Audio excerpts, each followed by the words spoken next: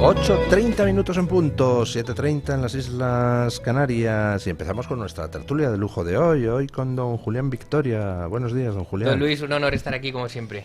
Que hoy me ha hecho ser consciente de mi cultura. No era consciente de que había salido la segunda parte del extraordinario libro de su padre. Así es. Sobre Bolívar. ¿Cómo se Sobre llama? Bolívar. El primero es El terror bolivariano y este segundo es un libro póstumo que la familia conseguimos editar.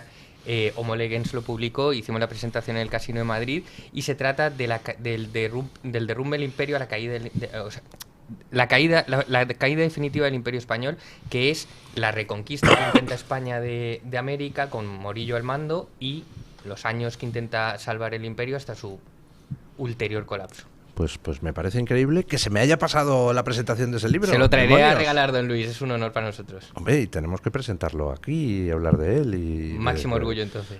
Caramba, la biografía de Bolívar, de don Pablo Victoria, es extraordinaria. Ahora me estoy leyendo otro libro sobre el tema de Bolívar desde un punto de vista más político y menos histórico. Es un libro de Xavier Padilla que se llama El ídolo que devoró a su pueblo, y que básicamente el libro sostiene la tesis de que Hispanoamérica y en particular Venezuela no levantará cabeza hasta que no se derruya, se destruya, se aniquile el mito de Bolívar. Bolívar fue un canalla al servicio de Inglaterra.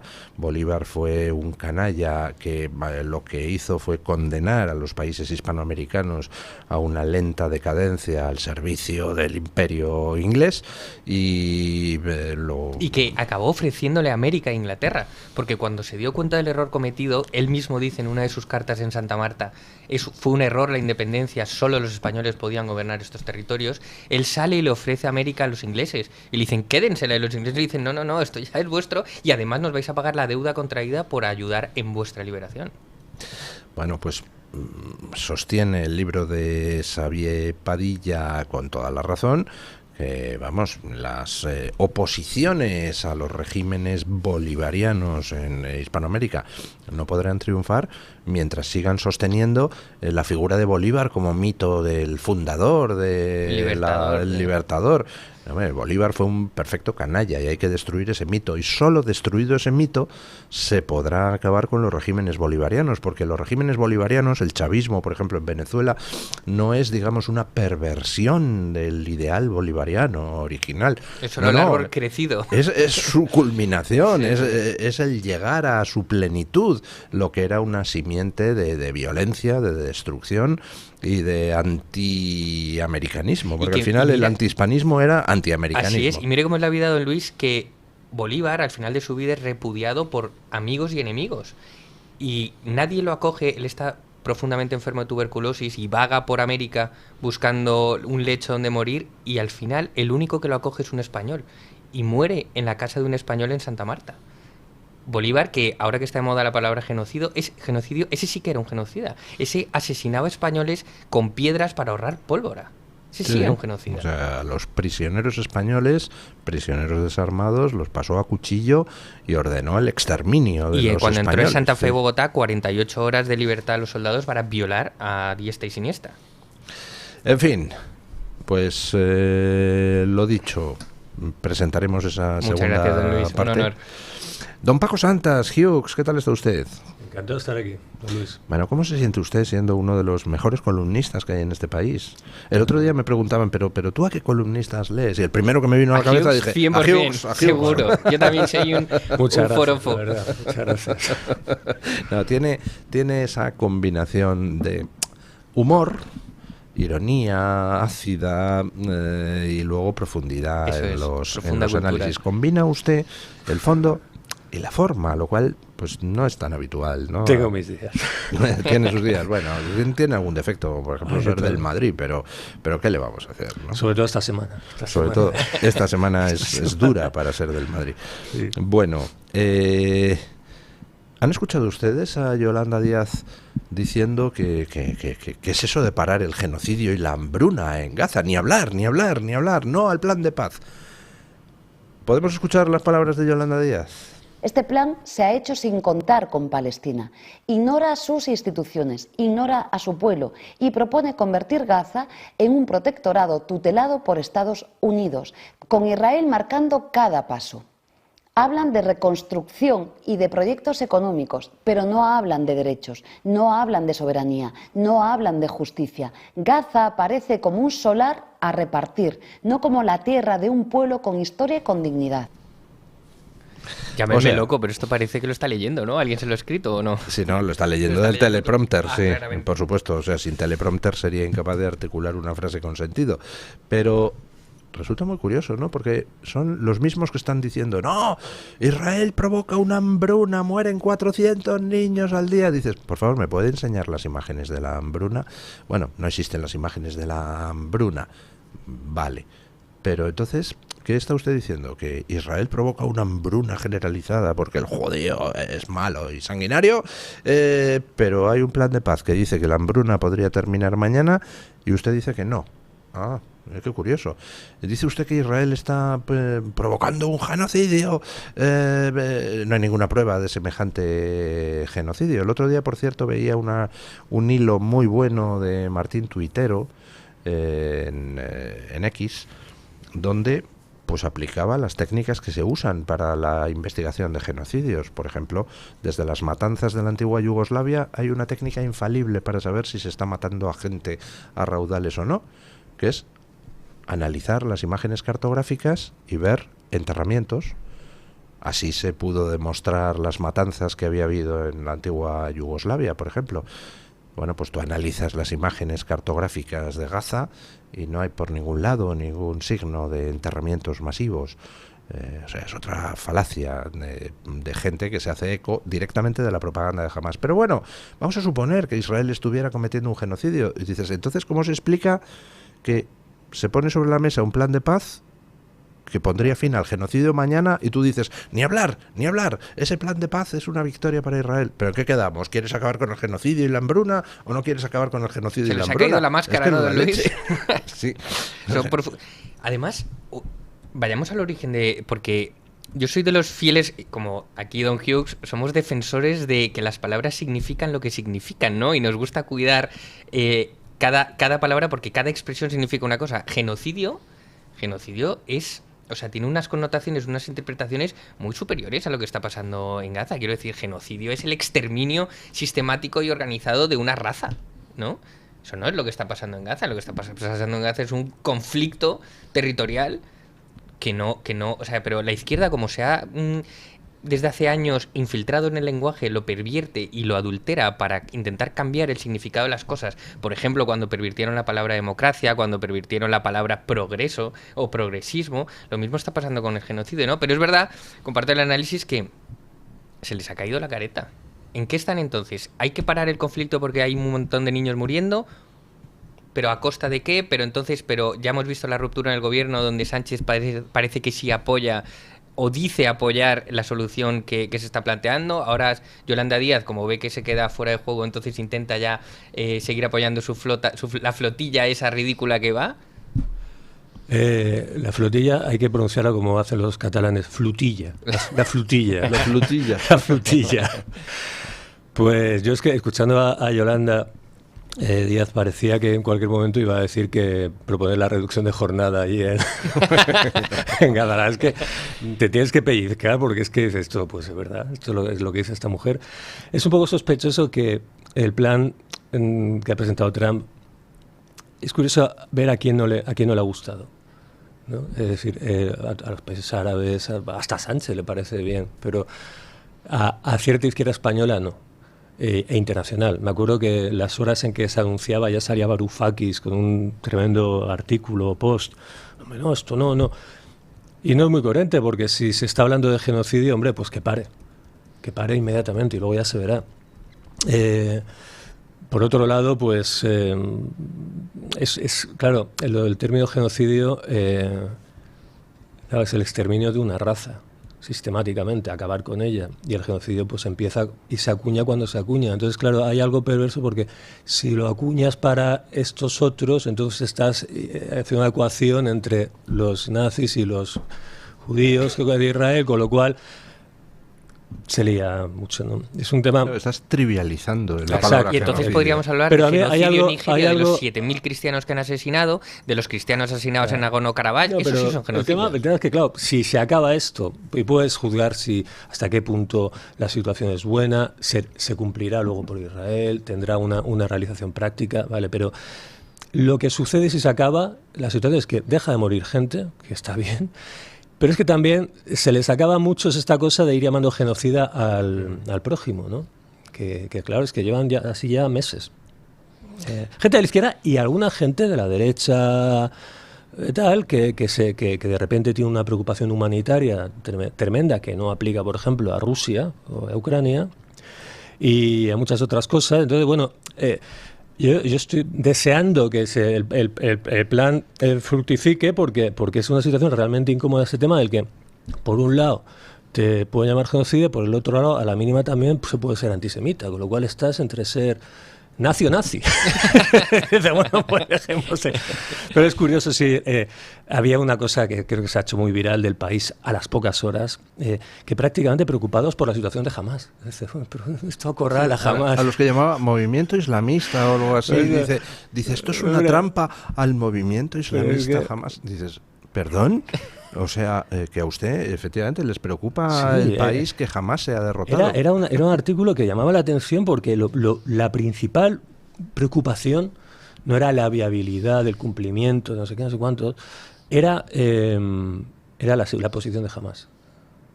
Que por cierto, Hamás se supone que, claro, ahora dejan la pelota en su tejado y había un titular de la prensa inglesa, así como dicen las cosas, dice, el líder de Hamás podría no estar muy interesado en la paz. Y es que un hombre un señor de nombre impronunciable, que claro, cuando han llegado a la situación que se ha llegado después del 7 de octubre, esta persona tiene estímulos, incentivos para buscar algún tipo de paz. Hombre, no parece, ¿no? No parece que los precedentes.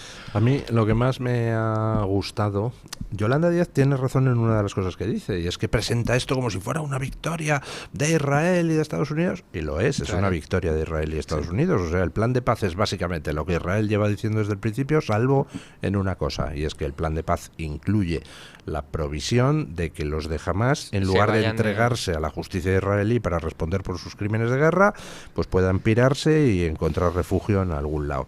Eso es lo único de las pretensiones israelíes que queda fuera del plan de paz. Así que, bueno, pues se puede decir, y Yolanda Díaz lo dice, que esto es una victoria de Israel y de Estados Unidos. Pero aquí hay un derrotado que a mí, la verdad, que quieren que les diga. Me gusta que haya sido derrotado, me gusta que haya sido humillado, que haya sido machacado, que haya sido ninguneado, que haya sido insultado, que es la Unión Europea. La Comisión Europea ha quedado al margen de las negociaciones. Trump y Netanyahu han negociado con los países árabes de la zona y con otros países musulmanes importantes, incluidos los dos santuarios de Hamás, que son Qatar y Turquía, y al final todos ellos han presentado un plan de paz. Y claro, la Unión Europea pues se queda colgada de la brocha. Dice, ¿y ahora qué hacemos? Y dice, nos oponemos al plan de paz. Y dice, hombre, entonces va a parecer que es lo que somos defensores de Hamás. Bueno, pues entonces habrá que decir que apoyamos el plan de paz. Pero que bueno, que hay una solución de 2 estados que sería en el futuro. Vamos, que se han quedado fuera de juego. Hasta Sánchez ha dicho que le parece bien el plan de paz de Trump, porque no tiene más remedio que decirlo. Pero eso sí, manda a Yolanda Díaz para que diga que en realidad les parece fatal. Y mirando ahora hacia atrás dices, ¿qué necesidad había de que Inglaterra, Francia, España, Italia. Italia, el rey de España, no me fastidies, ¿qué necesidad había de que salieran con la chorrada de los 2 estados en vez de haberse esperado unos días? Pues muy sencillo, de lo que se trataba era de intentar boicotear el plan de paz, salir con el tema de los 2 estados para presionar a Israel, para que hiciera un alto el fuego incondicional, y tratar de dar alas a Hamás de, oye, que aquí estamos contigo, sigues resistiendo, que a lo mejor lo conseguimos y le doblamos la mano a Netanyahu. Dices, pero ¿a qué jugamos? Lo mismo que ha pasado en el conflicto ruso-ucraniano. Quiero decir, la Unión Europea se ha dedicado durante 3 años a nada, que es a mandar mensajitos, a crear cumbres multilaterales de un montón de gente que no decide absolutamente nada, y lo mismo estaban haciendo con Israel. Me parece creo que la magnífica noticia que tenemos, don Luis, y una satisfacción profunda va a ser cuando a Donald Trump le den el Premio Nobel de la Paz, ver a toda la izquierda internacional inmolarse porque no pueden soportar. Qué joven es don Julián. Nunca se lo van a dar, es imposible. Pero dígame que no sería una foto magnífica la izquierda internacional prendida en fuego porque no pueden soportar que Donald Trump sea el líder dirían de paz. que el comité del Nobel de la Paz ha sido tomado por la fachosfera, ¿no? En fin, a Obama le dieron el Nobel de la Paz con carácter preventivo, antes incluso de haber llegado a la Casa Blanca. Es una cosa espectacular. Y después de haber metido 200.000 hombres más en Afganistán. Sí, señor. Pero bueno, a Donald Trump, que lleva ya 7 acuerdos de paz, algunos en sitios que llevaban 30 años en guerra, a ese no le van a dar el Nobel de la Paz ni en broma, porque es muy fascista, muy antiprogre, ¿no? ¿Qué va a pasar ahora con la Comisión Europea y con su postura en el tema de Gaza? Pues va a depender de lo que haga Hamás. ¿Usted cree que lo va a aceptar, el plan de paz, Hamás? No tengo ni idea, pero... La yihad islámica ya ha dicho que ni hablar. Es que me agarro al titular este de los ingleses. No estaría muy inclinado. Es que cuando se ha llegado al punto al que se ha llegado, que a mí me parece que no, y que luego, claro, tenemos un cierto adanismo. Nos pensamos que lo que estamos viendo, lo que estamos viviendo realmente es nuevo y tal, pero claro, ha habido muchos intentos, ha habido muchos planes previamente, y hombre, yo me inclino por pensar que no, que al final esto no saldrá. Y lo de Gaza y lo de Palestina y todo esto siempre se ha visto en realidad también como una guerra, como una guerra civil occidental, como una guerra occidental, en el sentido de que allí es un lugar donde de conflicto también de dos occidentes, ¿no? Y la izquierda anticolonial tiene ahí la gran causa. En el momento en que eso cesara, mejor o peor, pero eso acabara y tal, no se quedarían sin ninguna, ¿no? Entonces, la figura de Blair también es curiosa, ¿no? La persona que sería un poco el virrey de la... Y es que, porque en Blair, digamos que esos dos mundos se intersectan, ¿no? Porque Blair tuvo relación con el mundo neocon en la época de Bush y compañía, y sería propuesto por la administración de Trump, pero es uno de los grandes globalistas, no hay más que ver cómo ha dejado Inglaterra, ¿no? Y sería una figura un poco de consenso, de cierre entre esas dos occidentes, ¿no? que a su manera luchan también allí, ¿no? Una noticia que saca Associated Press, que no es precisamente una agencia de prensa de la fachosfera. Empiezan a hablar mujeres de Gaza, que dicen que trabajadores humanitarios, de esos de las ONGs que envía ahí Occidente para fingir que ayudan a los palestinos, pero en realidad para ayudar a los terroristas de Hamás. Mujeres de Gaza dicen que trabajadores humanitarios les prometían comida, dinero y trabajo a cambio de sexo. Qué bonito, ¿eh? Yo creo que en Occidente hay una parte de esos que están en guerra civil con los otros, que son los que se dedican, por ejemplo, a fingir que son humanitarios mientras aprovechan para abusar sexualmente de las mujeres de los lugares donde van con su labor humanitaria. Qué edificante todo, ¿no? Pues sí, la verdad es que la palabra humanitarismo, todo lo que es una palabra que ha perdido mucho prestigio. Que también han pervertido, exactamente. Sí. Pero es cuando antes leías, o a lo mejor cuando era uno más jovencito, leías humanitario y era una palabra llena de buenas intenciones, de brillos y tal. Ahora es una cosa siniestra, ¿no? Dices, ojo, por aquí lo que viene. Cabe la posibilidad también con lo de Gaza de que los supuestos, claro, jamás estará en Qatar, ¿no? Los supuestos líderes de Hamás están protegidos en Qatar, ¿no? Pudiera ser que también hubiera una presión allí, ¿no? Para que de una vez por todas accedieran. No lo sé, eso es muy complicado de saber y de pronunciarse. Bueno, vamos a ver cómo evoluciona la situación, pero si Hamás acepta el plan de paz, bueno, pues entonces se detiene mañana la ofensiva israelí, los rehenes deben ser liberados y gradualmente Israel se retirará de la Franja de Gaza, que quedará en manos de un comité controlado por Trump para empezar con las tareas de reconstrucción, con participación de países musulmanes del contorno, para convertir Gaza en un sitio donde los palestinos puedan vivir y trabajar en paz. Sí, no, Luis, claro, si Trump dejó caer la idea de que si es rechazado por Hamas, va a apoyar a Israel en todas sus consecuencias. Casi lavándose las manos. Eso también puede ser peligroso y puede ser también puede enturbiar nuestra realidad y nuestro debate hasta unos niveles difíciles de soportar. Pero que llegados a este punto, es esa la narrativa en la que se ha instalado, por ejemplo, la izquierda europea pro Hamas. Con lo cual, a ellos les interesaría que no hubiera ya pro Hamas, ¿no? Que se siguiera esa lógica, entre comillas, de martirio hasta el final. Sí, claro, porque además entonces, están haciendo bandera política de esto. No soy muy optimista, pero voy a registrar para el futuro las actitudes de la izquierda. Y no solo izquierda en relación con esto, ¿no? Es decir, hay un genocidio según ellos, se dice ponerle fin. No, por favor, sigan con lo que están haciendo. Bueno, si Hamas dice que no, pues lo que pasará es que Israel continuará con la ofensiva, que está en estos momentos en marcha, para terminar de tomar lo último que queda por tomar en la ciudad de Gaza, que ya no es mucho. O sea, prácticamente han tomado ya todo el territorio, queda una pequeña franja en la costa. Y bueno, pues ahí lo que ha hecho Trump ha sido decir, oiga, más no podemos hacer, traemos un plan que está apoyado por los países árabes de la zona y por países musulmanes de todo el mundo. Si ya no aceptan ustedes esto, pues se siente.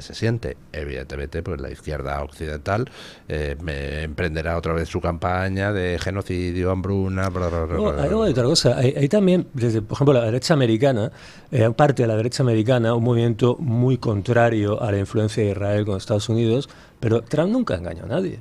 Las posturas de Trump con Israel y con Irán han sido siempre... O sea, Trump no ha dado tampoco un gran volantazo. Trump ha apoyado siempre las actuaciones de Israel, o sea que tampoco metido nada. Engañar no engaña a nadie. Y luego hay otra cosa. Pero tiene usted razón en que hay una parte de la derecha conservadora americana que es fuertemente anti-israelí. Sí, sobre todo... Tucker Carlson y toda esta gente, Candace Owens. Ha cogido, Candace Owens es un delirante, es una mujer delirante. Pero Tucker Carlson ha cogido la directa por ahí. Y yo creo que ahí está en juego también un poco el reparto de la audiencia de Internet. O sea, cuando ya se acaban los medios tradicionales, empiezan los youtubers. Aquí en España pasó. Yo me sé de algún youtuber que, en cuanto mataron a Charlie Kirk, ha sido Israel. Bueno, tú lo dices y ya te llevas los visionados, las visualizaciones y con ello la monetización. Y luego ya, y claro, al final pues siempre se habla de lo mismo, es todo la culpa de lo mismo y de lo de siempre. Y yo creo que con Trump a veces es injusto porque Trump tampoco ha mentido en relación con eso. Trump es pro-israelí y está con ellos, pero esto tampoco empezó con Trump, esto empezó con Biden. Y además la posición de Trump de si jamás no acepta el tratado, voy a apoyar a Israel en toda su extensión y todas sus consecuencias, es una visión a navegantes, esta es la última oportunidad que tenéis. Y además os estamos ofreciendo huir del país, con lo cual es esta o ninguna. Entonces yo creo que también en este nuevo orden de cosas que se está confeccionando o cómo se está confeccionando el mundo, donde la Unión Europea es un cero a la izquierda, Naciones Unidas solo sirve a sus propios intereses en contra de los intereses de las naciones, Trump es el único que está diciendo, mira, las cosas son así o así y nos vamos a dejar de foros y cumbres multilaterales donde no se discute nada. ¿Aceptáis esto o nos vamos con toda? Sí. Bueno, vamos a ver qué es lo que sucede. Esperemos a la respuesta de Hamas. Trump les ha dado 3 o 4 días para responder. Si responden favorablemente, los rehenes israelíes, tanto los vivos como los muertos, tendrán que ser liberados en el plazo de 72 horas, dado que eso figura como uno de los primeros puntos del plan. Vamos a hacer una pausa publicitaria y nos vamos a comentar algo que a mí me ha hecho mucha gracia, que fue la conferencia de ayer de Pete Hegseth, no sé si lo han visto ustedes. El secretario de Guerra. Sí, el ministro de la Guerra americano, hasta ahora ministro de Defensa, pero han cambiado el nombre, hablando a los militares americanos congregados en el auditorio, entre ellos muchos generales, almirantes y tal, donde ha dicho muchas cosas, ahora las comentaremos después de la pausa publicitaria, pero una de las cosas que más gracia me hizo fue que ante esa audiencia de militares de alta graduación, dice, se acabó lo de ver a generales y almirantes panzones deambulando por los despachos del Pentágono. A partir de ahora, cada 6 meses, todos los militares, independientemente de su rango, tendrán que pasar pruebas físicas para demostrar que están en forma como sus subordinados. Me imagino la consternación en la audiencia, todos mirándose la pancilla. ¿Dónde está el límite? ¿Quién nos va a medir la cintura? Bueno, pausa publicitaria y vamos con ello.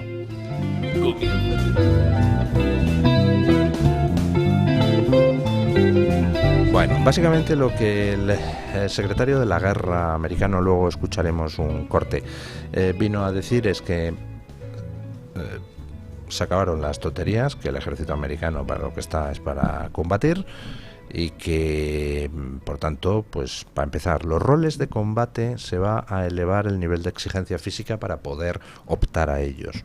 Dice, y a partir de ahora, si una mujer no da la talla de los roles de combate, pues no tendrá puesto en los roles de combate. Dice, igual que si un hombre pues tampoco los da, pues tampoco tendrá ningún tipo de plaza. Quien pase las pruebas, pasa.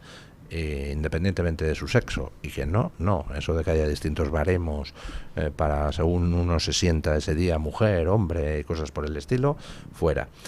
Se acabó lo de eso, los generales y almirantes panzones deambulando por despachos. Es una fuerza de guerra y por tanto la gente tiene que estar en forma, entre otras cosas para dar ejemplo a los subordinados. Se acabaron no sé cuántos procedimientos burocráticos, hay que hacer las cosas mucho más eficientes, así que determinados puestos que son perfectamente prescindibles a tomar por saco. Y que, por supuesto, todas las estupideces de la estafa del cambio climático, las políticas de diversidad, inclusión y no sé qué, las políticas woke, las leyes de género, que todo eso fuera del ejército. Vamos, ha hecho algo tan revolucionario como que un ejército sea un ejército. Sí, como devolver al ejército americano lo que era 30 años atrás, es decir, cuando todavía era un ejército y no una especie de ONG, ¿no? Sí, bueno, es la locura de devolver el aire marcial a un ejército. Hubo hace poco organizaron un desfile en Estados Unidos, que también fue muy criticado. Trump quería ver claro, los titulares eran el dictador, su desfile, como si fuera...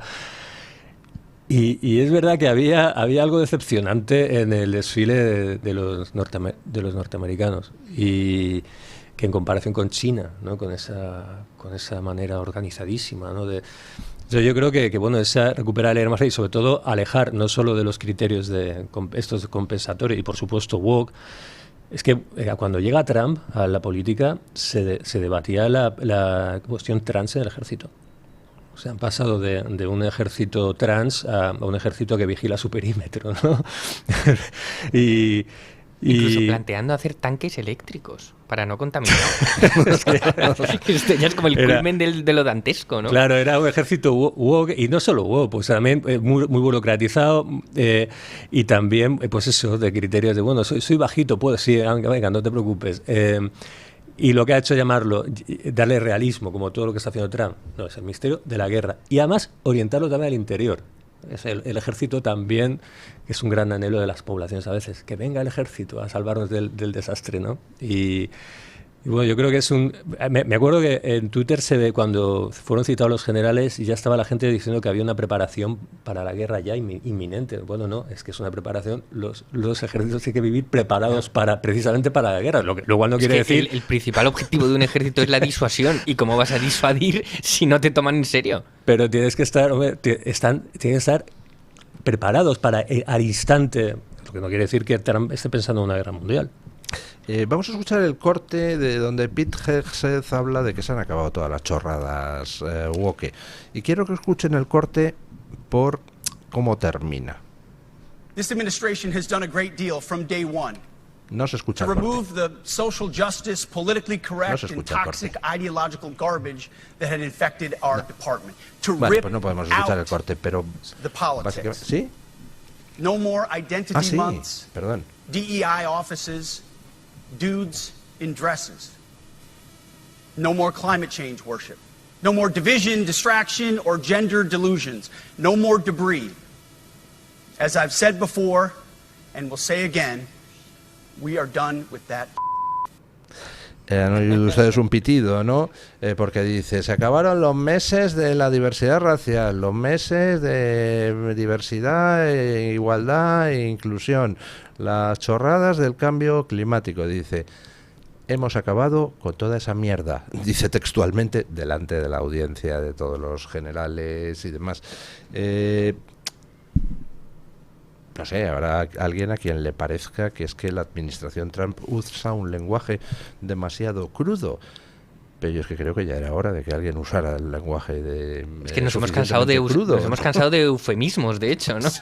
Dice, ¿qué es todo eso? Pues es una mierda. Con lo cual, si acabamos con ello, pues se acabó con la mierda. ¿Para qué vas a andar diciendo? Vamos a acabar con esas políticas equivocadas que pudieran haber estado llevando al ejército. No, porque aparte, no sé si mierda tiene la misma gravedad en español que en el inglés en Norteamérica. Sí, porque además dice bullshit, lo cual es Dice, más... No, dice shit. Dice ¿Sí? shit, bullshit Dice es como shit mentira, directamente. pero podríamos traducirlo como toda esa basura. Sí. Pero que es la manera de hablar de eso. Es que es una auténtica basura. Y cuando se entra a discutirlo, dándole una carta de realidad, de naturaleza, no, es una auténtica basura. Y lo normal es que el ejército acabe con eso, pero es que está acabando la administración. Y yo creo que no se está reconociendo lo que está consiguiendo Trump en cuanto a cambiar, reformar, devolver algunas cosas a su estado previo. Y lo está haciendo aparte con la validación de la Corte Suprema. Creo que lleva 20-0 en cuanto a... O sea, y yo, aquí en España, incluso en medios de derechas, no se está elogiando, reconociendo la trayectoria de esta segunda administración de Trump. Hombre, claro, es que les causa horror. Realmente a Trump, yo creo, le odian más en Estados Unidos los que llaman rinos, es decir, los republicanos tradicionales a los que Trump ha barrido del partido, le odian más que los progres. Y aquí en Europa yo creo que todo ese conservadurismo rino, ese conservadurismo tradicional, odia más a Trump que los propios progres europeos, por una sencilla razón, porque lo que Trump ha venido a hacer es a decir, miren, todos estos conservadores tradicionales han estado dejando que los progres llevaran al mundo al desastre sin mover un dedo. De hecho, juntándose con ellos y al final viendo a ver cómo se podían repartir la pasta unos y otros. Claro, ese mensaje es demoledor para el conservadurismo tradicional europeo, porque viene a decir, tíos, que sois unos inútiles, quitaros de en medio y que venga nueva gente que verdaderamente plante cara a los progres, ¿no? Sí, Yo creo además que es una excelente noticia que todas las fuerzas del mal lo odien, porque entonces significa que algo de bien está haciendo, ¿no? Pero quería comentar una cosa al respecto de justo lo que dice Pete Hegseth de lo de que va a anular, digamos, esa diferencia sexual entre las pruebas físicas para hombres o para mujeres, que a muchos les puede sonar como una estridencia, pero esto tiene una razón de ser, y es que sin irnos más lejos, aquí en la Comunidad de Madrid, en Torrelodones, un policía que llevaba suspendiendo, un policía hombre, o un aspirante a policía hombre que llevaba suspendiendo como 10 años las pruebas a policía, un día decidió que era mujer y entonces aprobó las pruebas. Y entró a policía por la vía fácil, que era con las pruebas de mujer, que superaban altura, superaban peso, superaban fuerza, superaban tal. Precisamente a eso está dirigido esto, para que no se den estas situaciones dantescas donde se produzcan esos fraudes de ley totalmente inexplicables. Y además porque, quiero decir, si su labor es de salvar vidas, tiene que ser el que pueda salvar vidas. No tiene que haber una inclusión forzada solo para que haya una representatividad de un sexo u otro. Si alguien no es capaz de echarse una persona encima para sacarle un edificio en llamas, ese no puede ser bombero. Sí. Además, es que lo más delirante es cómo la sociedad ha aceptado que te lleguen los progres y te digan, no, a partir de ahora, para ser bombero, si es usted hombre, pasa estas, necesita tener estos baremos. Y si es usted mujer, entonces el baremo es menor. Y dices, bueno, las llamas serán más pequeñas si va la bombero mujer.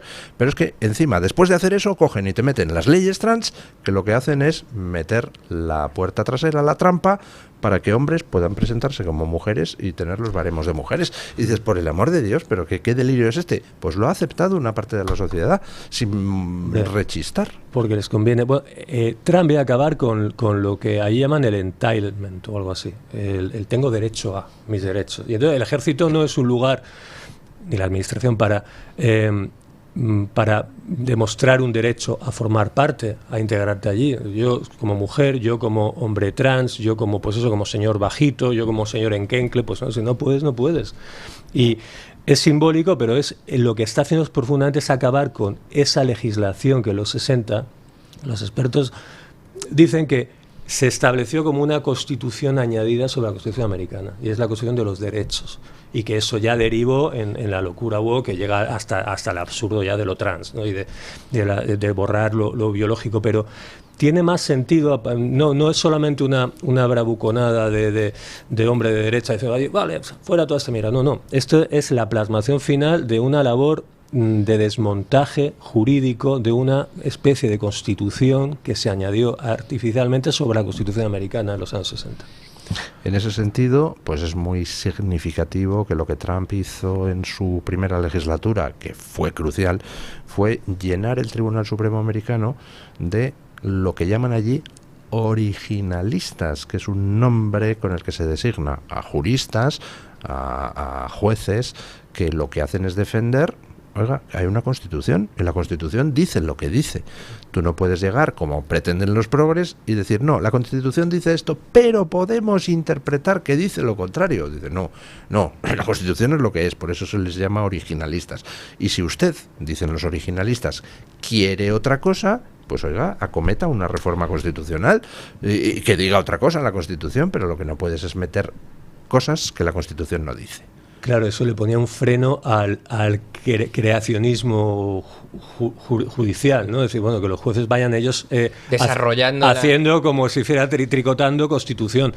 Y precisamente es verdad, esas victorias de Trump en la Corte Suprema, esos nombramientos, que alguno de ellos tuvo que pasar por un Me Too, por una acusación, a uno de estos jueces le montaron una importante. Son lo que están permitiendo ahora las victorias de Trump. Es decir, que bueno, que es un triunfo, ahora está más organizado y tiene más gente, pero que nada de lo que está haciendo podría hacerse sin los triunfos de la primera. Así es. De hecho, no sé si ayer o antes de ayer, Patel, el director del FBI, ha expulsado del FBI a los que se arrodillaron, a los agentes del FBI que se arrodillaron durante el Black Lives Matter. Diciéndole, oye, si nosotros no somos una entidad política donde usted se tenga que significar. Pero lo que decía Hughes es muy interesante en cuanto a esa. Ahora mismo vivimos en la era de la orgía de los derechos, ¿no? Que realmente son perversiones a los cuales también les cambiaron el nombre a la izquierda para convertirlos en derechos y mutarlos y blanquearlos. ¿Por qué lo digo? Porque ayer o hoy el Ministerio de Sanidad español ha publicado una página web de información para el aborto de las mujeres, pero que su título, o como lo publican en Twitter, es para que puedan todas las mujeres ejercer su derecho a la libre interrupción del embarazo. Lo cual también nos damos cuenta que han pervertido eso para no decir la palabra aborto. Una vez puse un hilo en Twitter explicando una cosa que la gente no tiene en cuenta, porque es que la palabra derecho pues es una palabra muy ambigua. Yo tengo derecho a la libre expresión, claro que sí, eso es un derecho humano, pero también la Constitución dice que yo tengo derecho a una vivienda digna. ¿Dónde está pero la mía? No es lo mismo. Vamos a ver, y la diferencia es muy simple. Yo tengo derecho a jugar en la selección de fútbol, pues claro, nadie me puede negar el derecho a jugar en la selección de fútbol. ¿Significa eso que tengo que jugar necesariamente? Hombre, no, tendré que cumplir una serie de criterios. Es decir, hay derechos que son derechos en negativo. Es decir, a mí nadie me puede prohibir, por ser Luis del Pino, por ser gordo, por ser blanco, por tener 60 años, jugar en la selección de fútbol. No puede haber una discriminación contra mí. Ahora, a la hora de jugar o no, pues tendré que demostrar que juego mejor que los otros 45 millones de españoles. No tengo automáticamente que jugar en la selección de fútbol porque tenga derecho a jugar en la selección de fútbol. Y con la vivienda pasa lo mismo. Claro que la Constitución dice que tienes derecho a una vivienda, pero es un derecho en negativo. Es decir, nadie te puede prohibir que te compres una casa. pero eso no quiere decir que te la tengamos que regalar los demás. ¿Cuál es la diferencia con los derechos que sí son derechos humanos? Derecho a la libre expresión, derecho a la vida.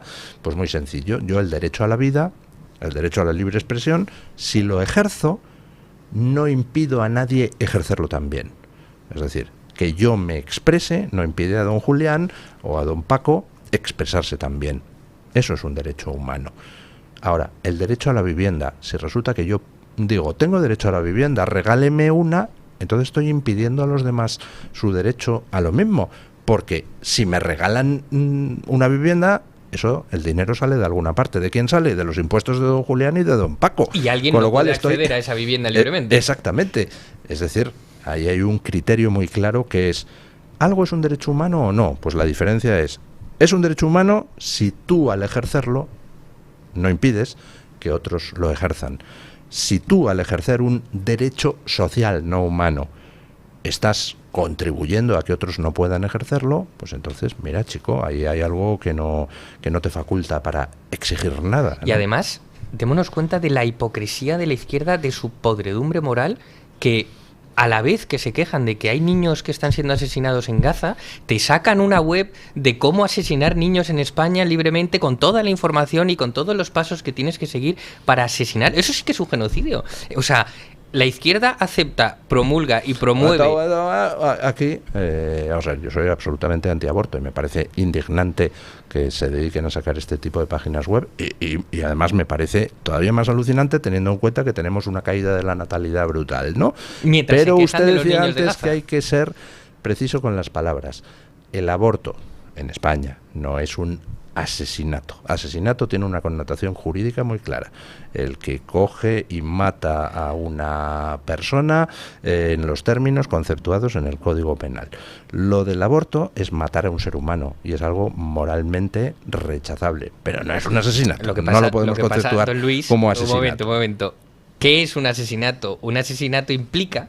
Es lo que la ley dice que es un asesinato. Exacto. ¿Y qué dice el Código Penal que es un asesinato? ¿Cuáles son los factores que se tienen que dar para que se considere asesinato o no otro delito? El que aborto haya no se una considera planeación, que alguien haya pensado en ejecutar a esa persona. El aborto no se considera asesinato. No se considera, es más, considero que desde el cumple. punto de vista propagandístico es malo utilizar esa palabra, porque al final, quieras o no, pues muchísimas de las mujeres que abortan lo hacen ¿por qué? Pues hombre, tampoco lo hacen por placer.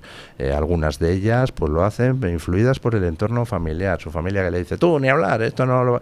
o porque económicamente de repente ven que no pueden y nadie les ayuda, que es increíble. Exacto. O sea, aquí se ayuda a abortar, pero Exacto. no se ayuda a las mujeres a tener... Las mujeres son las grandes víctimas en esto. Entonces no las llamemos asesinadas. No. Por eso he dicho que es que el asesinato está orquestado por los poderes públicos. Las mujeres son las víctimas, las grandes engañadas de todo esto. El asesinato es el que comete el Estado promoviendo, favoreciendo y financiando. Por ejemplo, en la Comunidad de Madrid, la señora Ayuso, que financia con 4 millones de euros anuales las clínicas privadas abortivas, porque como la sanidad pública ya está colapsada de tanto genocidio, les toca derivarlo al sector privado para que colaboren. Eso es el asesinato, cuando financiamos ese tipo de cosas. Las mujeres son las grandes perjudicadas, las grandes víctimas de esto. Pero vamos, que yo creo que no hace falta usar esa palabra para transmitir que el aborto es malo, moralmente rechazable y que desde luego es una vergüenza de la que esta generación se tendrá que arrepentir en el futuro. Pero, bueno, perdón. No, sí, que lo que hace la izquierda es que, siendo la izquierda tan propensa a lo científico, la trampa o trampilla es nunca se entra al concepto de vida. Nunca se entra. Bueno, vale, ¿qué es vida? ¿Qué es cuando se es persona? ¿Cuándo? Y es un tema que dejan ahí como si no fuera posible y como si no hubiera señales de vida. Y los que hemos sido padres hace poco, pues lo tenemos. Es más, cuando tú tienes un niño recién nacido, ves que está fuera como si estuviera dentro, porque tiene casi una existencia, es extrauterino, pero todo es como si estuvieras viendo dentro del útero. Una ecografía. Y entonces dices, bueno, pues es que... Pero aquí la cuestión es no entrar en qué es la vida. Yo soy partidario también, como Luis, de evitar términos, por mucha razón moral que haya de fondo, como hay que ser preciso, igual que si en el tema de Gaza, el término genocidio, muchas veces no lo utilizan de manera precisa. porque están diciendo, bueno, pues esto puede ser una masacre, puede ser una limpieza étnica, pero a lo mejor genocidio no. Pero claro, que la palabra genocidio permite una serie de cosas. Pues esto igual, yo creo que hay muchas personas que a lo mejor están encantadas de sumarse a esta...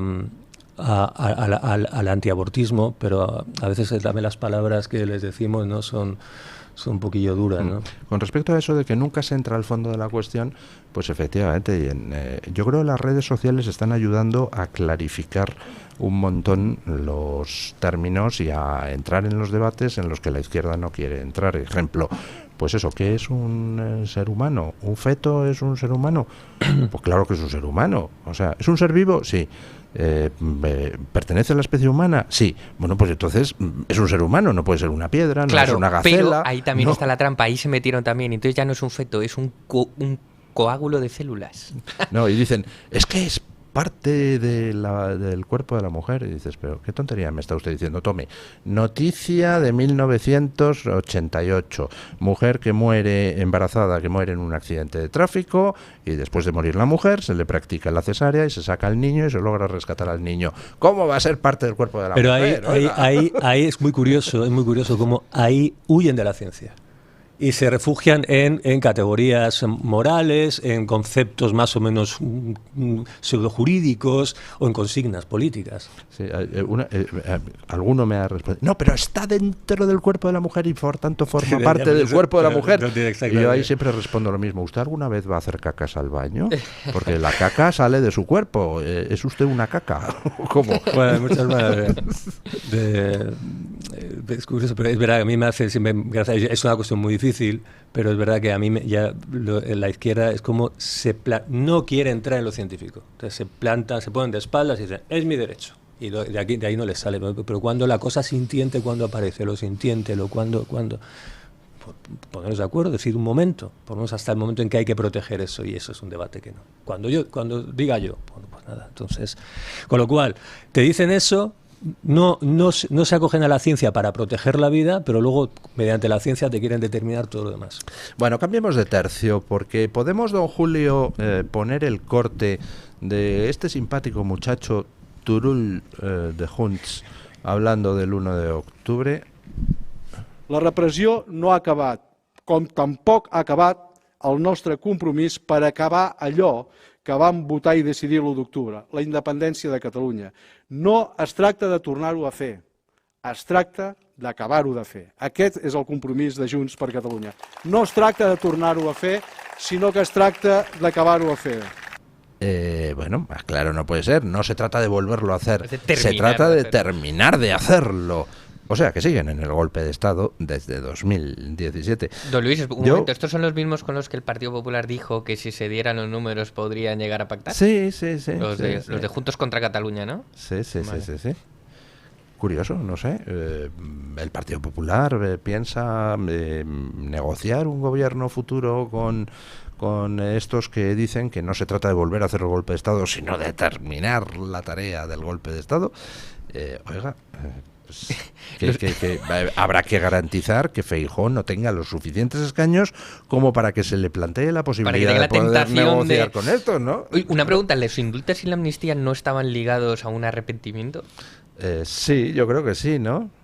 Digo, porque pues la figura del indulto requiere, según la Constitución, según el desarrollo normativo, el previo arrepentimiento, la convicción de no volver a hacerlo. Y ellos no han dicho volver a hacerlo, han dicho terminar de hacerlo. O sea, es un delito de estando, ¿no? De continuo. Estos, dentro de los de Junts, hay un trío que son Rull, Turull y Cucurull, que parecen los payasos de la tele, pero en realidad los payasos somos nosotros. Sí. Porque permitimos que esta gente marque el ritmo político en España. Es como la nueva trinca. Vamos, que si lo marca y determina nuestras vidas. PP ya les dieron un golpe en las narices, porque cuando pasó lo de 2017, algo es que mucha gente quiere olvidar. A mí me hace gracia porque cuantísima gente de la derecha está participando de las actitudes de Sánchez, de olvidar. Es decir, mucha gente que está en contra de la amnistía, verbalmente o se proclama en contra, ¿no? Dice, bueno, declarativamente, no estamos en contra. Pero luego actúan como si el 2017 hubiera pasado y pasan página y tal. Bueno, no sé. Junto a la amnistía hay una amnesia generalizada. Hay que recordar esos días en los que nos enteramos que había publicado y que había pasado por las instituciones un libro blanco en el que se explicaba paso a paso la independencia. Y cuando ya te metiste a leerlo, te das cuenta, no, si es que esto hay un guión y se los han hecho en la cara ante el silencio de todo el mundo, ¿no?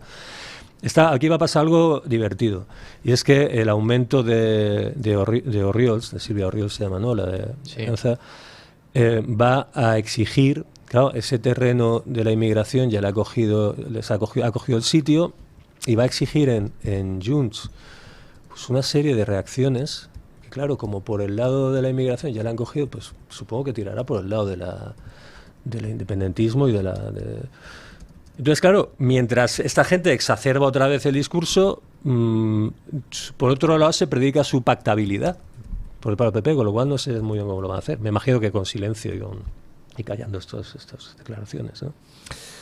Yo creo que van a recurrir a lo mismo que con el PSOE. Para justificar que se pacta con el PSOE, lo que hacen es hablar de sanchismo. No dicen, vamos a destruir el socialismo. Cuando lo descabecemos, dicen, claro, cuando se vaya Sánchez ya será sustituido por un socialista que será democrático, honesto, que no robará, que nos amará a todos los que no pensamos como él y todas esas cosas, ¿no? Que se le empañan las gafas con la mascarilla, ¿no? Exactamente. Y con Junts lo mismo. Realmente no es que Junts sea malo, es Puigdemont. Así que el PP quiere acabar con el sanchismo y con el puigdemonismo para luego poder pactar con el PSOE bueno y con el Junts bueno, que seguro que existen. Mientras elogia al felipismo y al puyolismo. ¿No? Exacto. Entonces, claro, es una locura. Del Partido Popular. Ahí ya no hay espacio. Ya entre esos conceptos, querrán que haya, pero yo creo que ya...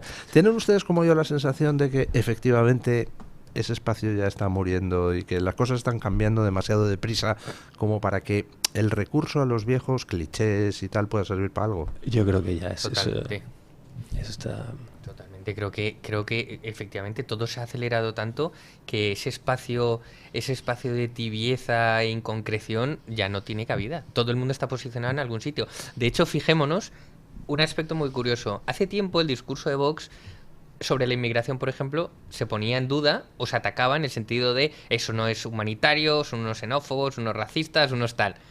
Fíjese cómo ha cambiado el discurso de Luis, que el otro día Ana Rosa Quintana le preguntó a Santiago Abascal en una entrevista, bueno, pero entonces los planteamientos de inmigración de Vox, ¿cómo los van a llevar a cabo? ¿Esto cómo se hace? Fíjese, ya no es esto no se debería hacer, es cómo se hace. Sí, no. Estamos cambiando. Bien visto. Eso es una maravilla de observación. Cuando yo llego de agosto de mis, entre comillas, vacaciones con la recién nacida, de estar con los pañales, yo estuve un poco alejado de la política, pero me di cuenta de lo que había pasado con el tema de la inmigración, y para mí, que tenía que volver a escribir, volver otra vez y bueno, yo pensé, aquí ha pasado algo serio con la inmigración, con lo de Jumilla, con lo de Torre Pacheco, y con el plantarse de Abascal contra la jerarquía de la Iglesia. Esto es el tema, por fin está en la... Y yo me meto en Twitter y me encuentro con una campaña tremenda contra Vox. Y contra la hispanidad. Y es muy curioso que hemos pasado de que Vox fuera... escribió usted un artículo magistral magnífico, que se llamaba hispanchismo. Sí. Bueno, es que empezaron con hispanchismo, y esos panchos y los marrones y no sé qué. Yo me quedé, pero bueno, vamos a ver. Ahora hay que deportarlos a todos. Bueno, pero es muy difícil deportar a la gente. Se acaba o sea, a mí me parece increíble que se hubiera colocado en el centro del debate público la inmigración, y de repente empezaran a surgir voces pidiendo, hombre, por favor, ¿cómo que vamos a hay que deportar a millones, a todo el mundo? Es muy curioso esto. Sí, ¿verdad? Parece que alguien les hubiera activado, ¿verdad? Para hombre, no lo sé, pero desde luego las cosas pasan, es exactamente, yo vi la entrevista, ese fragmento de Ana Rosa, pero hombre, no se quedará usted en esto, ahora es poco. O sea, hace poco eran unos tremendos racistas, xenófobos, no sé qué, y de la noche a la mañana, hombre, pero... ¿Pero cuántos? Es que me meto en el metro y hay uno tocando El Cóndor pasa.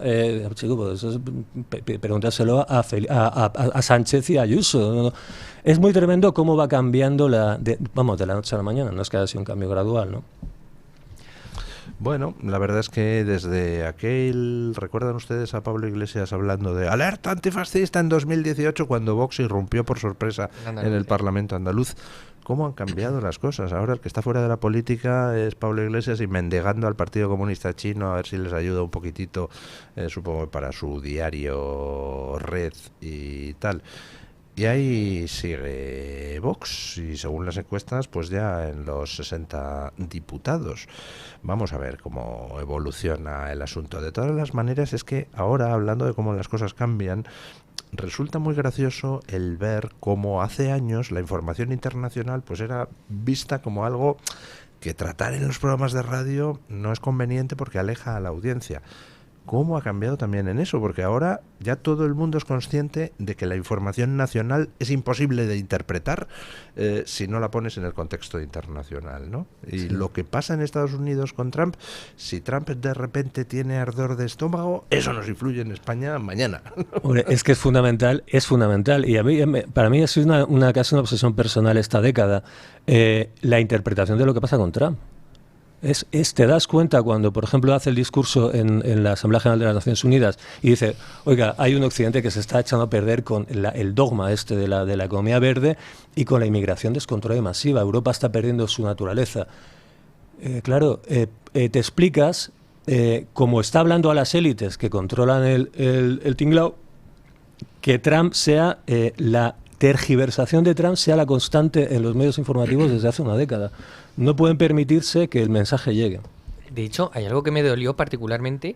No sé si vieron hace una semana el memorial a Charlie Kirk, el funeral de Estado que tuvo, donde todos los mandatarios americanos, o sea, Pete Hegseth, Marco Rubio, J.D. Vance, Trump, la directora del CNI, de la CIA, todos hablaron y tuvieron un speech de conmemoración de Charlie Kirk, donde, por cierto, todos los discursos fueron sobre Dios, el cristianismo, la batalla contra las fuerzas del mal, etc, etc. Hasta J.D. Vance llegó a decir que era mejor ser perseguidos por nuestra fe que renunciar al reino de Cristo. Estamos hablando del vicepresidente de Estados Unidos diciendo eso. O sea, el Partido Republicano ya directamente se ha declarado confesional, porque es que, o sea, no puedo ser más obvio. Pues en España, lo que llegó en el telediario, me vi todos los telediarios a ver qué salía, y salió un fragmento de 1,2 segundos de Trump diciendo odio a no sé quién, y dijeron, no se puede, y no me lo puedo creer. Es la tergiversación, y como Trump es un cachondo, pues cuando dijo, bueno, a ver, claro, yo es que, claro, aquí esta gente que estáis perdonando, yo es que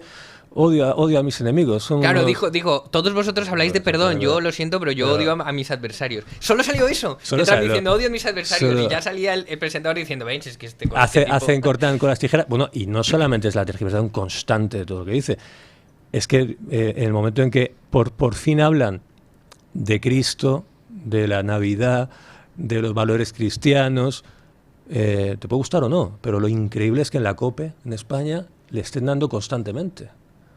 Y traten a Trump, claro, y vayan con Kamala, y vayan con Biden, dice, pero bueno... ¿A quién se le ocurre ser católico? Pero claro, dice, pero bueno, vamos a ver, hombre, es que pues bueno, eso es una cosa tremenda. Es decir, el mayor enemigo parece que es Trump. Por eso es fundamental. La política internacional, los periódicos estaban reduciendo la información internacional, los corresponsales fuera, y ahora pues ya estamos... Bueno, es que estamos integrados, es imposible interpretar las cosas. Bueno, hacemos una pausa publicitaria y vamos a comentar muy brevemente alguna noticia de carácter tecnológico, pero que es interesante. Pausa publicitaria. Bueno, ya saben ustedes que Elon Musk es ese señor que ha cometido un pecado terrible, que es que no es progre. Entonces, como no es progre... Que no es un rico progre. No es un rico progre. Entonces, como no es un rico progre, que finge ser la mejor persona del mundo, como no es uno de esos hipócritas ricos progres, sino que es un rico no progre, que de hipócrita no tiene nada, pues está haciendo cosas que son increíbles y, sin embargo, nadie parece reconocérselas. Estamos en estos momentos camino de establecer dentro de 5 años la primera colonia en Marte. Lo está moviendo Donald Trump. Donald Trump está ya en el campo de la medicina, implantando electrodos a gente que tiene algún tipo de discapacidad, y ha conseguido cosas como ya, por ejemplo, que algunas personas que tienen tetraplegia puedan mover el ratón de un ordenador con el pensamiento. Donald Trump compró Twitter por 40.000 millones. Gracias a eso Trump es en estos momentos presidente de los Estados Unidos, porque si no habría sido imposible. Y está haciendo cosas como, por ejemplo, competir en el campo también de la inteligencia artificial. Por supuesto, su empresa Tesla es la que más coches eléctricos ha vendido hasta el momento en el mundo. Ahora acaba de anunciar pues que va a empezar a acabar con el monopolio progre en ciertos campos de la red. Por ejemplo, Wikipedia, esa especie de enciclopedia teóricamente neutra que está tomada por los progres y donde tú vas a consultar sobre cualquier tema y por supuesto te dan la visión progre del asunto. Y entonces acaba de anunciar que va a sacar la Grokipedia, que va a ser su Wikipedia particular alimentada con inteligencia artificial y con una visión neutra sobre las cosas, con lo cual va a barrer a Wikipedia del mapa. Y también salió hace un par de días que Netflix resulta que tiene en estos momentos en antena una serie infantil para niños de 7 años donde les mete todo el tema de la ideología trans. Y entonces ha iniciado Elon Musk una campaña de boicot a Netflix y están en Estados Unidos los americanos a miles dándose de baja de Netflix por la campaña esta de dibujos animados trans para niños de 7 años. Sí. Que hace falta estar pirados de la cabeza, ¿eh? Es que él tiene, de los numerosísimos hijos que tiene, que les pone nombres de matemáticos o de matrícula, ¿no? X, no sé cuántos, sí. Claro. Pues uno de sus hijos cayó en esta cuestión esta de lo trans. De hecho, él compró Twitter por eso, porque él dijo que su hijo, que se había vuelto trans, se envenenó en Twitter. A mí me parece que el Twitter de Musk, yo no sé si es mejor o sea, si te metes y de verdad que te da dolor de cabeza, ¿no? Pero que ha aportado libertad a todos, eso es una realidad. Bueno, aunque sea para que se metan contigo, te digan tal, o digan barbaridades, o la gente está siempre, pues eso, que sí, ha sido todo Israel, que no sé qué, la tierra es plana, lo que sea, pero ese es un sitio donde hay una enorme libertad. Todo tiene sus sesgos, Grok tiene sus sesgos, seguramente la Grokipedia tendrá también, no sea absolutamente neutral, pero en muchos aspectos es un benefactor de la humanidad, eso que se decía antes, un benefactor. Filántropo. Filántropo. Sí, aparte pues un empresario y un científico tremendo, ¿no? Es una figura, si la cual no se entiende, y el maridaje, esta alianza que ahora se retoma entre Trump y Elon Musk es una cosa extraordinaria, ¿no? Y siempre dicen, y me callo, perdón que me estoy enrollando mucho, Trump puede caer en los tecnócratas, en la tecnocracia poshumanista, pero ¿cómo compite con China si no es apoyándose en la ciencia y en la tecnología? Es imposible. ¿O qué pasa? ¿Que nosotros no avanzan tecnológicamente? De hecho, justamente Elon Musk es el único que está dando la batalla, digamos, para que Occidente no colapse del todo en la carrera armamentística tecnológica que hay. Es el único que está sacando inventos. De hecho, el otro día leí que iba a anunciar un móvil, Tesla, que funciona con Starlink, que son los satélites que él tiene, con lo cual ya no se va a necesitar ni tarjeta SIM, ni Movistar, ni Vodafone, ni nada, porque él suministra los datos a través de Starlink. Que de hecho, hablando de Starlink, es una cosa que poco se le ha agradecido, pero Ucrania sigue existiendo ahora mismo y sigue dando la pelea porque Elon Musk, altruistamente y gratuitamente, le dio todos los satélites de Starlink apuntando a Ucrania para que las telecomunicaciones entre ellos siguieran funcionando. Por cierto, Elon Musk también suministró gratuitamente antenas Starlink para los damnificados de la riada de Valencia a petición de la gente de Revuelta. Es verdad. Sí. Y regaló esas antenas para que pudieran comunicarse la gente en sitios donde pues había caído todo. ¿Qué cosa tener tus satélites, ¿eh? Si cualquiera de nosotros tuviéramos... Anda que si yo tuviera un satélite, me van a escuchar a mí. Si yo tuviera un satélite, mi equipo no habría perdido 5-2. Madre mía. No, quiero decir que basta. Hombre, por supuesto, intervendrían muchas cosas. Si yo tuviera un satélite, no me tendría que comer todos los atascos que me como en Madrid por desplazarme a cualquier sitio. Porque, don Luis, por cierto, lanzo una pregunta a la audiencia.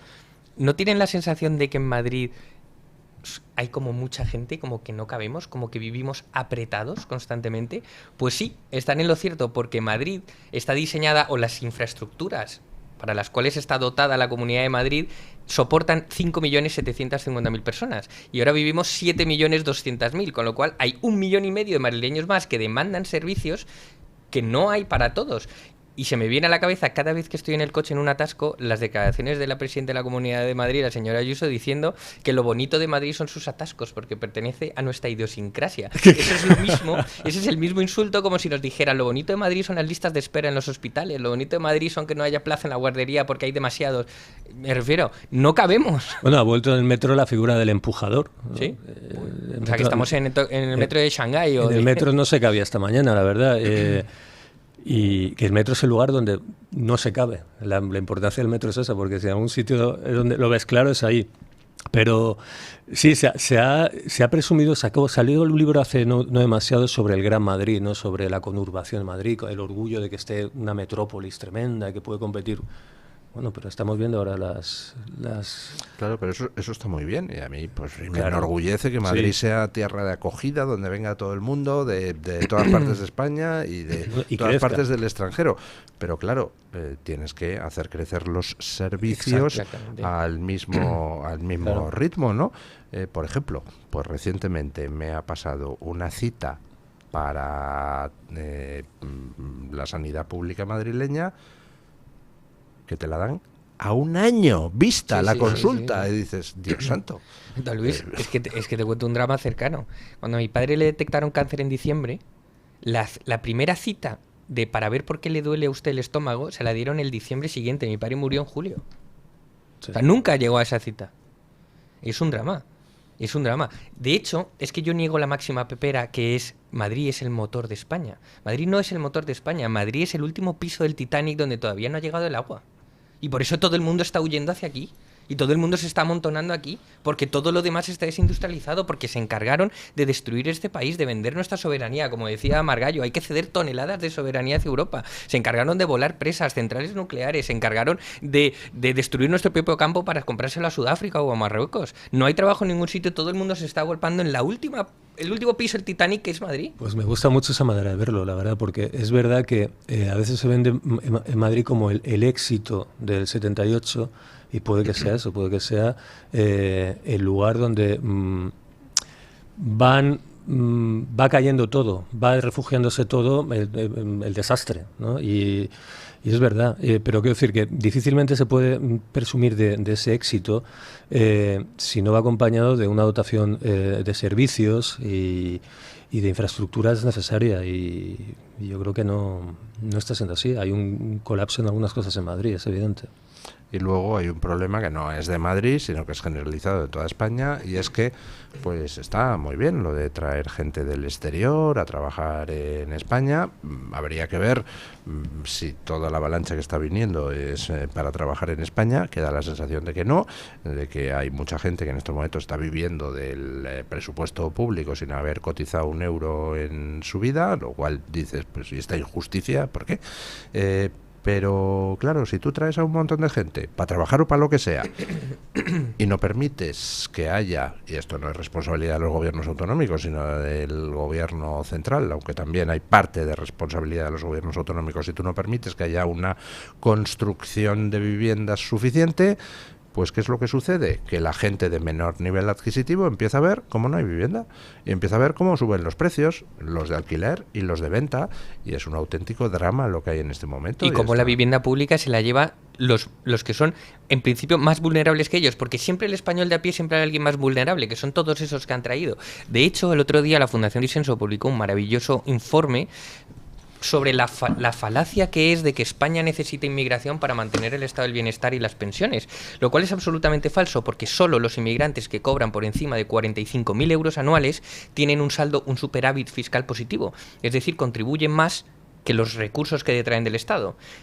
El 80% de los inmigrantes que han venido a España no cobran más de 45.000 euros, con lo cual todos ellos nos cuestan más de los que aportan. Y es más, si trabaja uno pero se ha traído a la mujer y a los hijos, son uno que ni siquiera cumple su propia factura y otros 3 que viven a costa del Estado. Con lo cual es una gran falacia. De hecho, el porcentaje de paro entre la población africana es del 25%. 1 de cada 4 africanos que está aquí no trabaja. Es una falacia de que han venido a salvar el sistema de pensiones. No, y de hecho ya lo estamos viendo. Dicen, no, vamos a traer millones de inmigrantes porque así garantizamos las pensiones. Y ahora, después de traer millones de inmigrantes, dicen, y hay que retrasar la edad de jubilación porque es que las pensiones no son sostenibles. Y dices, oiga, ¿en qué quedamos, no? No sé. No, ahí ese informe está muy bien. Y hace ya mucho tiempo hay estudios en distintas partes del mundo sobre la cuestión económica de la inmigración. Y no es lo que nos han contado. Ha habido siempre una justificación moral progresista de la inmigración. Hombre, tienen que venir, tenemos que abrir las puertas. Y luego una imperante en la derecha de que esto es bueno porque sí. Es bueno porque esta flexibilidad de la llegada, esto que genera crecimiento, dinamismo, bla, bla, bla. Y no es así. Y tiene un impacto en las cuentas públicas que puede ser positivo o negativo. Depende de quién, de cómo. Entonces, en la inmigración es un curioso, porque la inmigración lo que trae consigo seguro es una discriminación en cuanto al origen y al análisis de quién viene. Es decir, a veces se piensa que con la inmigración hay un discurso, entre comillas, racista o de reacción social, pero es que es anterior. La inmigración te obliga prácticamente a mirar quién viene, cómo viene, de qué se trata, qué edad tiene, de qué país, de qué estudios. Porque si no, ¿qué aporta? ¿Cómo va a encajar?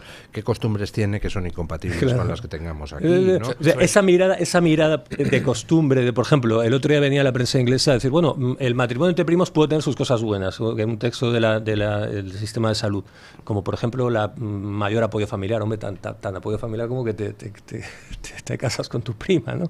Pero es decir, hombre, entonces, claro, dices, hombre, el matrimonio entre primos es algo que no es occidental. Entonces, claro, ya te metes en disquisiciones de tipo cultural, de costumbres, de etnias, etcétera. Pero es el delito de ablación, que eso en España no existía. Y que ahora sí, el delito de matrimonios forzosos, eso en España no existió nunca. Pero hay otra cosa, que es que, por ejemplo... Los delitos de saqueos después de una catástrofe, que lo hemos vivido, por ejemplo, con la Dana. Nunca había pasado eso, que una catástrofe se produjeran saqueos después.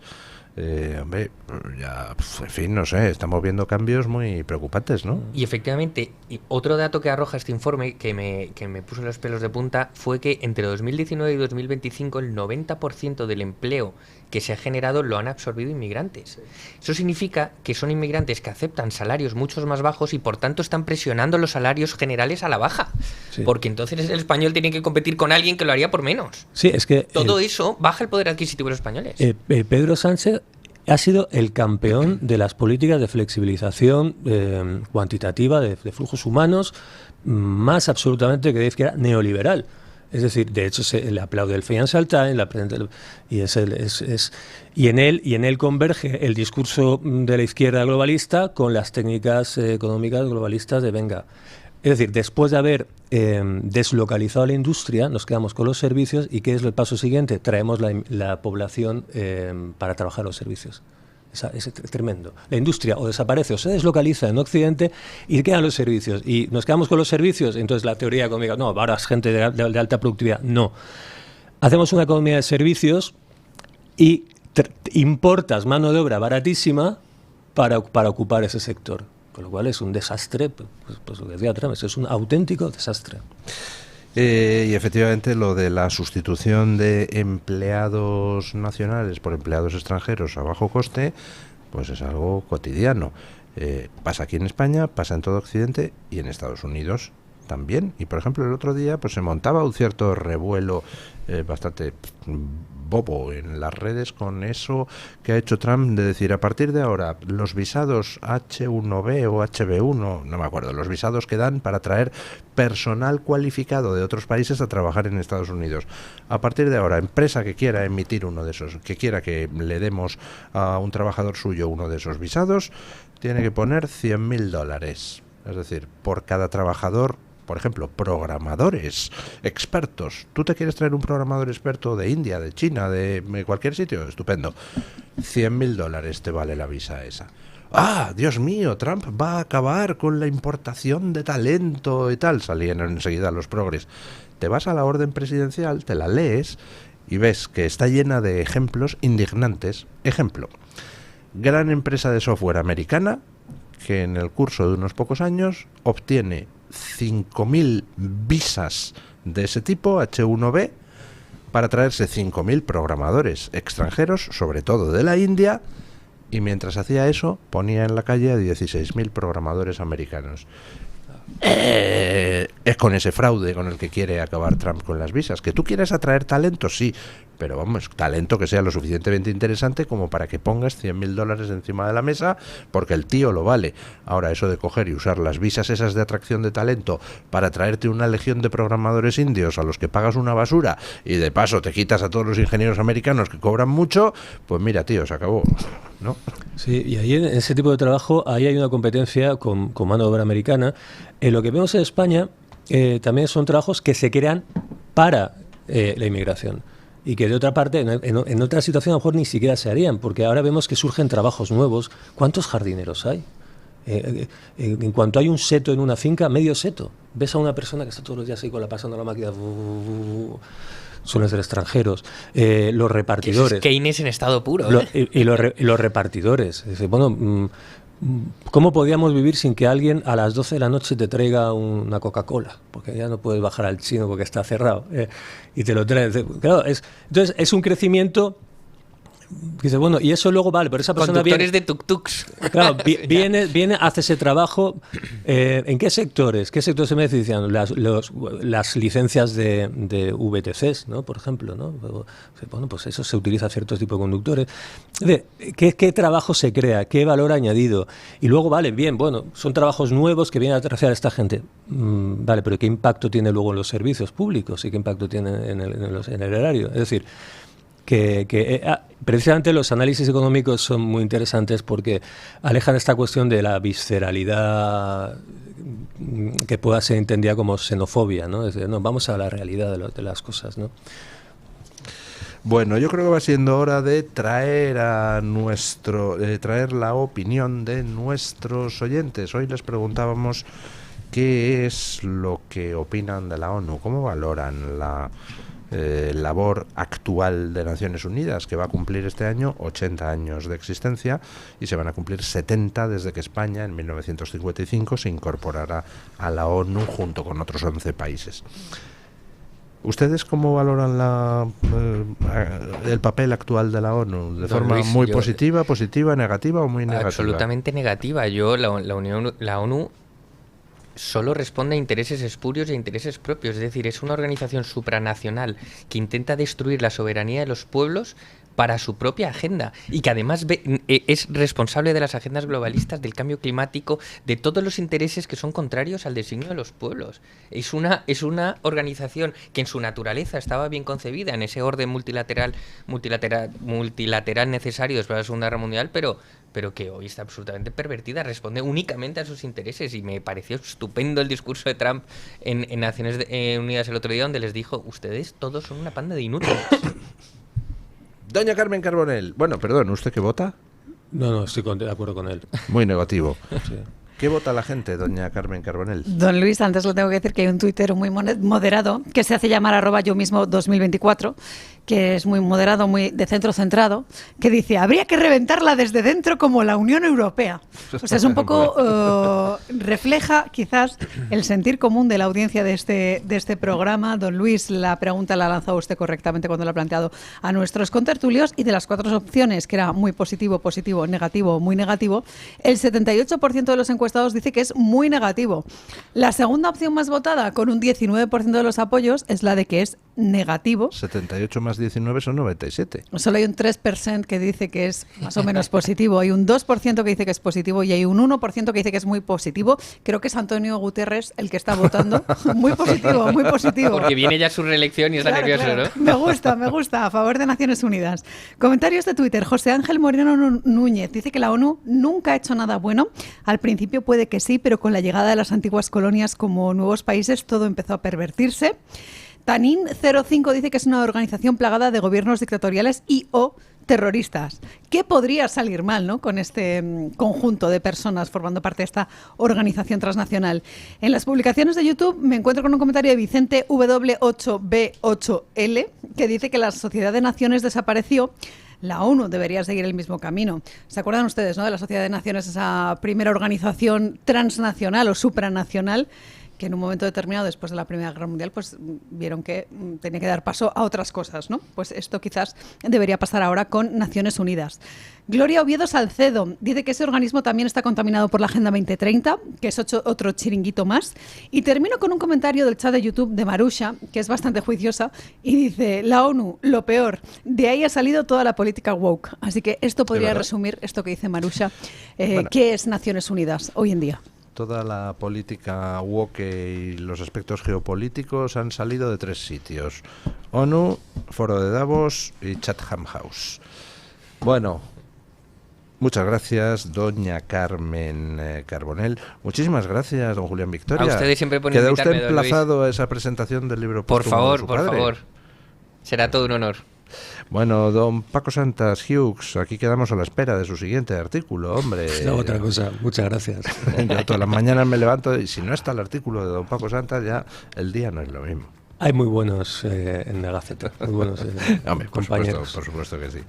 Bueno, gracias a los dos, gracias a doña Carmen Carbonell por traernos la opinión de los oyentes. Y hoy don Paco Linares quiere poner punto final a la tertulia con un llamamiento. No pienses, no recuerdes, los políticos lo haremos por ti. Pero, ¿a qué precio? Buenos días, don Paco. Un abrazo cordial, don Luis del Pino. Gracias. El ideal de un político con vocación de tirano es crear un pueblo noqueado, que se deje llevar y que no tenga memoria. Nos quedamos con el ruido, pero sin melodía y sin letra. Ejemplo, pasa con Eurovisión. La parafernalia, los movimientos del artista, las luces, el entorno espectacular, grandioso. ¿Y la música? ¿Y la orquesta? ¿El ritmo? ¿Y la letra? Realmente nos abruman con ruidos, colores, y ya Eurovisión dejó de ser lo que era. Un cantante o varios, una orquesta con su director y la presentación del autor. Recordemos a ABBA, a Sandy Shaw, Yola Cinquetti, Cliff Richard, Mocedades, pero eso ya es pasado. Pues igual ocurre en muchos ámbitos de nuestra vida, por ejemplo, en la política. Ya no se presentan los presupuestos generales del Estado. Eso es lo mismo que decir: hago con el dinero que usted gana lo que yo quiera.